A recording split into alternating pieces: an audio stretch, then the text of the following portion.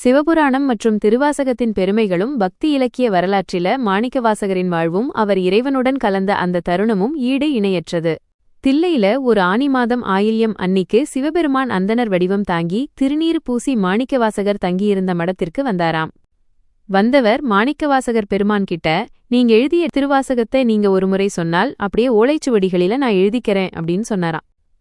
மாணிக்கவாசகர் உட்கார்ந்து இருந்தபடியே 51 பதிகங்கள் கொண்ட திருவாசகத்தின் 658 பாடல்களையும் சொல்ல சொல்ல பெருமான் எழுதிண்டு இருந்தராம்.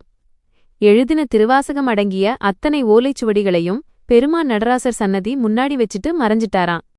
மறுநாள் ஆனி மாதம் மகம் நட்சத்திரத்தன்று ஆலயத்திற்கு வந்த தில்லைவாழ் அந்தணர்களா சொல்லப்படுற தீட்சதர்கள் கூத்தபெருமான் சன்னதியில நிறைய ஓலைச்சுவடிகளை கண்டு திகைச்சு போயிட்டாங்களாம். ஓலை சுவடிகள் அத்தனையையும் எடுத்து பார்த்த தீட்சதர்கள் கடைசி ஓலையில மாணிக்கவாசகர் சொல்ல அழகிய சிற்றம்பலமுடையான் எழுதியது அப்படின்னு கையெழுத்து போட்டிருந்ததாம். அத பார்த்து மீண்டும் திகைச்சு போய் பெருமான் கருணையை வியந்த அந்த அந்தணர்கள் மாணிக்கவாசகர் தங்கியிருந்த இடத்துக்கு போய் நடந்ததெல்லாம் சொல்லி அவரை கூட்டிண்டு வந்தாங்களாம். ஓலைச்சுவடிகளில இருக்கிற ஒவ்வொரு திருவாசக பாடலையும் பார்த்து கடைசியில பெருமானோட கையெழுத்தையும் பார்த்து பிரமிச்சு போய், ஆம், அடியேன் சொல்ல எழுதப்பட்டதுதான் அப்படின்னு சொல்லி வந்தது பெருமான்தான் என புரிஞ்சுண்டு உள்ளமுருகி கண்ணீர் சொரிந்தாராம். தீட்சிதர்கள் மாணிக்கவாசகர்கிட்ட ஓலைச்சுவடியில உள்ள திருவாசகத்திற்கு பொருள் சொல்ல சொல்லி வேண்டி கேட்டாங்களாம். மாணிக்கவாசகர் மந்தகாச புன்னகையோட நடன கோலத்துல இருக்கிற நடராச பெருமானை காட்டி, இப்பாடல்கள் அனைத்துக்கும் இவர்தான் பொருள் என்றாராம். அப்படி மாணிக்கவாசகர் சொன்னதும் பெருமான் கிட்ட ஒரு ஒளி தெரிஞ்சுதான். அதை பார்த்துண்டே உள்ள போன மாணிக்கவாசகர் சிவபெருமானிடம் 2 கலந்துட்டாராம். ஆக ஆணிமகம் மாணிக்கவாசகரின் குருபூசை நாளா கொண்டாடப்படுது.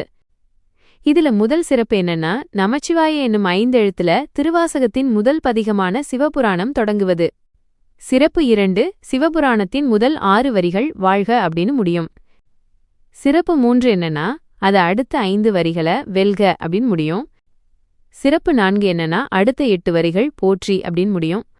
இப்படி 6, 5, 8ன்னு அமைஞ்சிருக்கிறது திருவாசகத்தின் 658 பாடல்களை குறிக்கிறது. சிவபுராணத்தின் 32வது வரியில மெய்யே உன் பொன்னடிகள் கண்டின்று வீடுற்றேன் என பாடியிருப்பார்.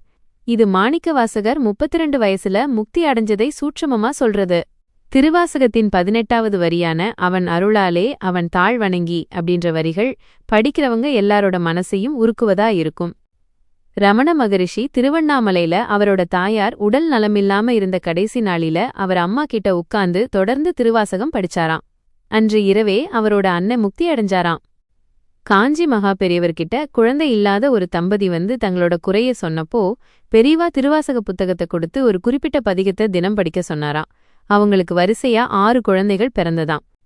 திருவாசகத்தோட பெருமைய சொல்லிண்டே போகலாம். நன்றி.